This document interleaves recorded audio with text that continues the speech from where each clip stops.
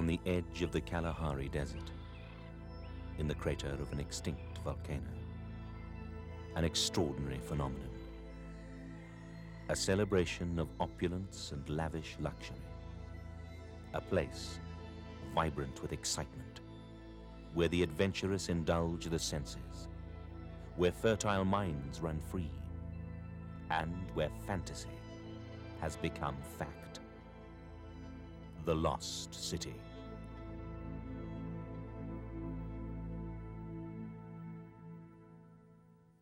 The Lost City project was the brainchild of Sol Kerzner, chief executive of Sun International Hotels. He visualized a resort hotel so grand it would rank amongst the finest in the world. Surrounded by vast gardens, a jungle with dense foliage, waterfalls and lakes. In anyone's language, the creation of the Lost City, a breathtaking extension of the Sun City Resort, was a spectacular challenge. When the major contractors arrived on site to turn the first sod of arid semi-desert scrubland, even they could not know how daunting the challenge would become. What they did know was that the entire 800 million rand resort would have to be ready in only 28 months.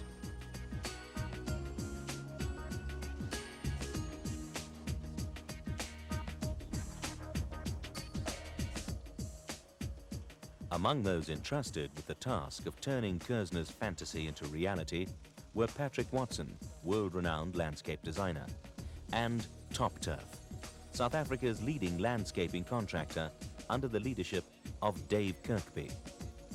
A project of this size and complexity would require a team of specialists as had never been assembled before. Tree harvesters, nurserymen, contracts managers, computer programmers and operators, irrigation engineers, indoor plantscapers, propagators, and many more. With what later proved to be an uncanny perception, Dave Kirkby selected exactly the right people for each task. He assembled a team that would not be overawed by the project, but would be inspired by what was to become the largest landscaping and gardening project ever undertaken anywhere on Earth. When it was all over, one of them would be heard to say, "We went to hell and back, and we created heaven."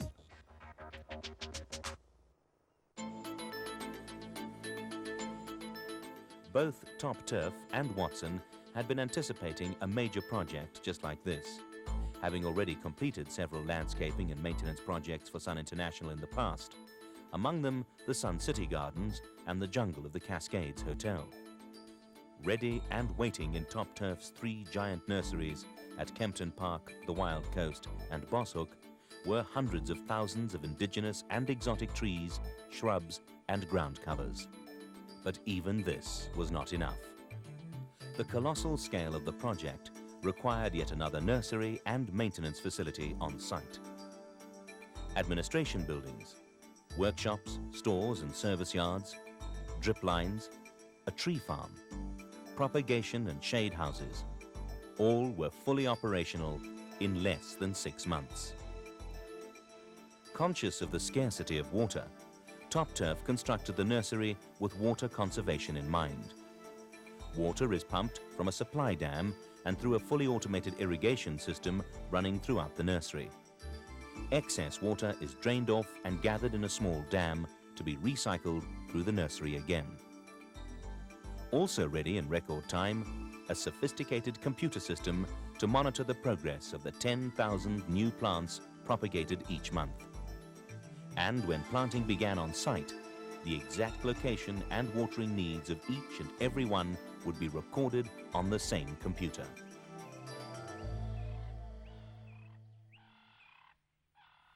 To meet the propagation needs of the project, the nurseries had to recreate no less than 22 different microclimates, ranging from arid desert to tropical rainforest, from indigenous bushveld to swampland, for plants requiring anything from 80% shade to full sun.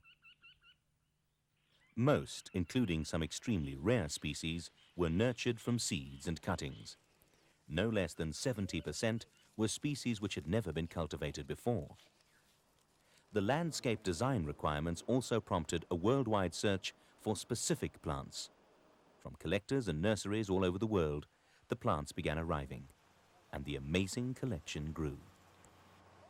Further complicating the task was the meticulous maintenance so many rare species demanded.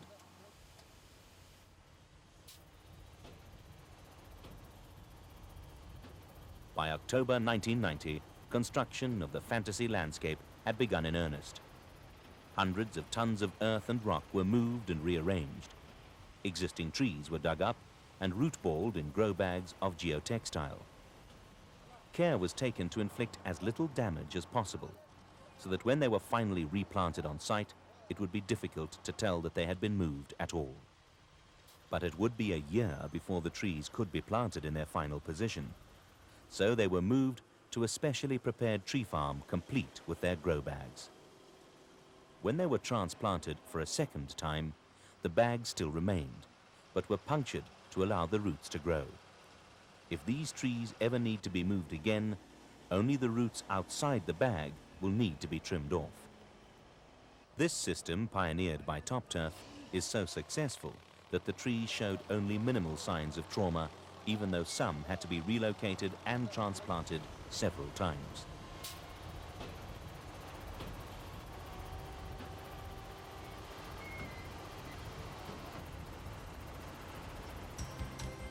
Working closely with the site construction teams, Top Turf moved in as they moved out.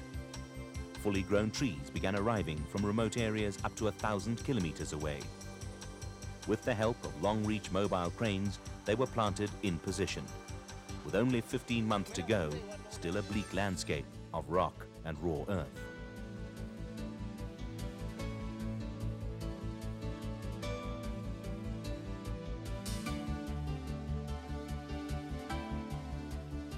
Among the trees planted here were every one of the species of wild fig occurring in southern Africa, some of them up to 15 meters high and weighing 25 tons.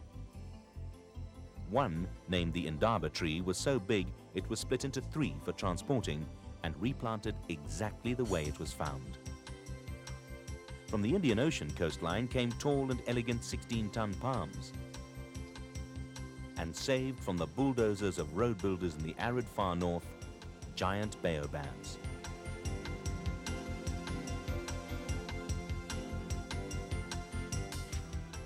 Some of these were well over 300 years old, and so big that most of their branches had to be removed for the journey south. This meant a corresponding cutback of the roots, a balance which is critical to the survival of a transplanted tree. Top Turf had wanted to save even bigger baobabs from the path of progress, but transporting them would have meant removing power lines and cutting off supplies of electricity to entire towns. In spite of their huge bulk, baobabs are fragile trees. Outsized slings were specially made to support their weight without damaging them. Witnessing the delicate business of transplanting them were officials from the Guinness Book of Records. The heaviest weighed over 40 tons, possibly the largest tree ever to be transplanted. The baobabs became an overnight legend. And for many of those involved with this chapter of the project, there were new personal experiences of an emotional attachment to their trees. Once planted, they towered over more than 100 baobab saplings, grown from seed in the nursery. Working night and day in difficult conditions, the Top Turf planting teams thought the flow of heavy vehicles bearing trees would never end. For each of the 10 to 12 major trees planted every day, vehicles and cranes had to reach awkward locations. Every arrival, a trial of its own. A whole new world was in the making. Even so, no one could believe that in just over 12 months, this would be a wonderland of rolling lawns, palm-lined beaches, vast wetlands, baobab jungles, orchid displays, dense foliage, and tropical forest. This pile of compost, one of several, announced that this would be no ordinary garden. The complex program of planting more than 1 million trees, shrubs, and ground covers was well underway.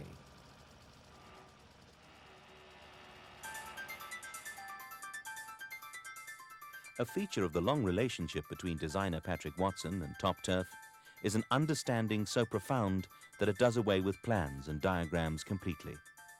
Such unusual flexibility helped prevent any uniformity creeping into the final appearance of the gardens.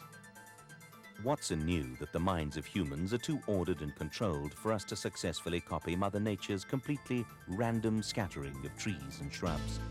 So, to the amazement of many, he threw sticks, letting their haphazard landings determine where the holes would be dug. Watson's designs called for a rainforest emulating nature, with 40-foot-high trees providing a canopy over secondary trees half that height, mist forest and swamps, rich carpets of ground plants slowly giving way to progressively drier areas as the gardens moved towards the surrounding African bush. Kilometers of piping had to be laid.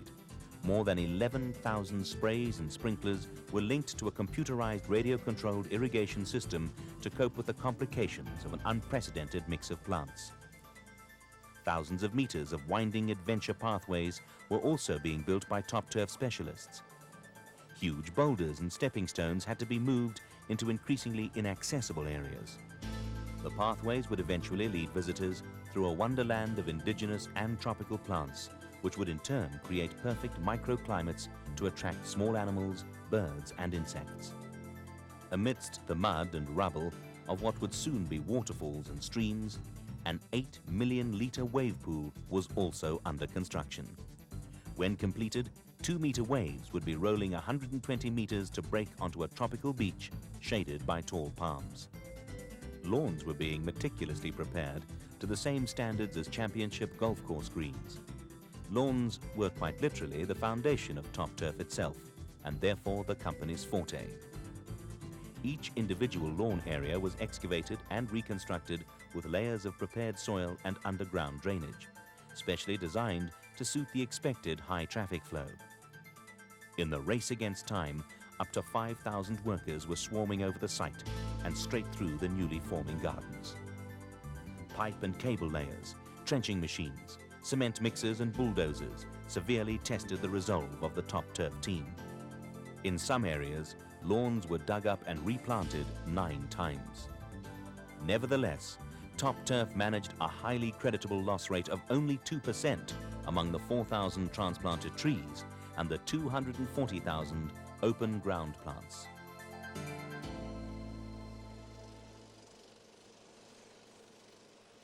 A kilometre away, another division of Top Turf had been busy with a garden of a different kind, a unique 20 million rand golf course. The construction of the golf course was as meticulous as the gardens. Huge boulders had to be moved. Vast areas were landscaped and shaped. World-renowned specialist shaper Ray Schofield was brought in from the USA. Using his bulldozer like a giant shovel, he moved thousands of cubic meters of soil, adding form and character to give this golf course its own unique design.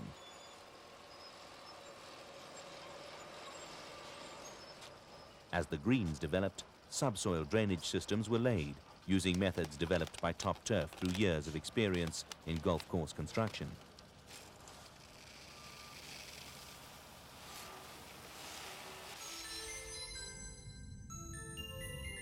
For the first time ever, Bayview grass was used on the tees and fairways.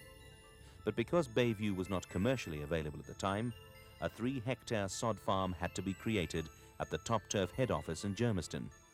These sods were laid around the greens and bunkers. To bulk up plant material for the fairways, more than 1 million lawn plugs were grown from roots in 20,000 trays by specialist growers in Natal. Hydro-seeding was used extensively for the planting of 4 different types of grasses selected for the roughs and disturbed areas. Landscape planting on the golf course was on a scale never before seen in South Africa. More than 200,000 plants were used, the budget in excess of 1 million rand.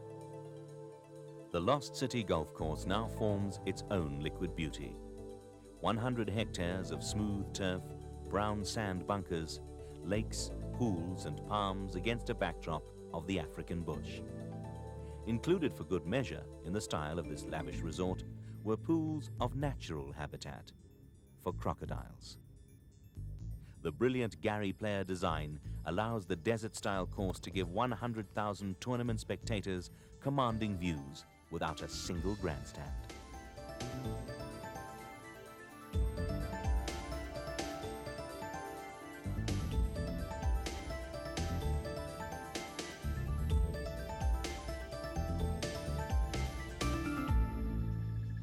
It was not only plants that were finding a new home here in the gardens of the Lost City. With the precise attention to detail which today distinguishes this designer jungle, top turf ornithologists helped large numbers of indigenous birds settle in. There are so many unique facets of the Lost City project that the initial research conducted by the ornithologists has itself become an ongoing project. Even insects which arrived with the trees played their important role in the ecological metamorphosis of this once desolate valley. Inside the hotel, Top Turf installed several thousand interior plants to complete an architectural style and standard which has never existed before, enhancing the space and grandeur of a true palace. Because Top Turf had to source interior plants big enough to match the vastness of the interiors, the hotel now features some of the biggest plants ever seen in pots.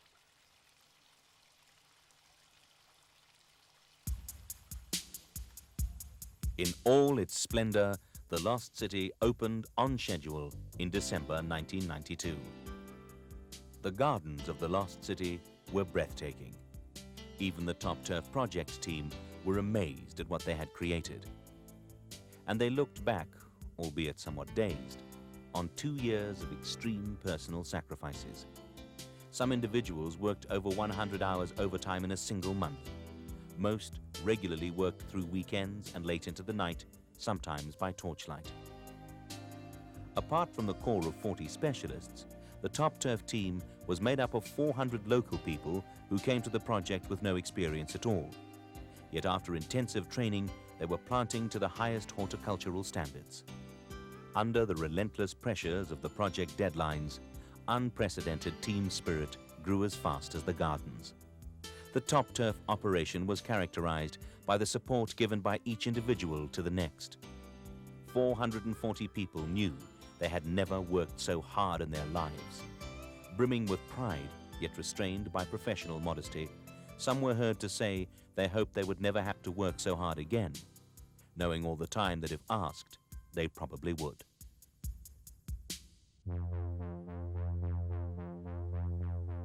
A little over 2 years ago, it was silent, arid thorn scrub.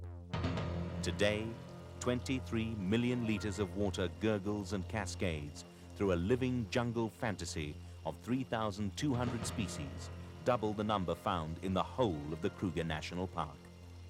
For years to come, exceedingly rare species of plants saved from extinction will continue to thrive in the botanical treasure house created at the Lost City.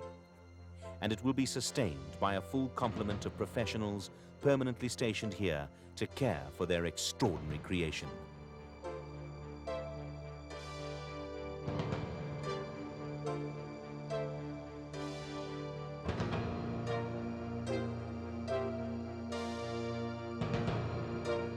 Man, by his nature, spends much time devising bridges between imagination and reality. At the Lost City, the wizards of Top Turf built the bridges and turned fantasy to fact.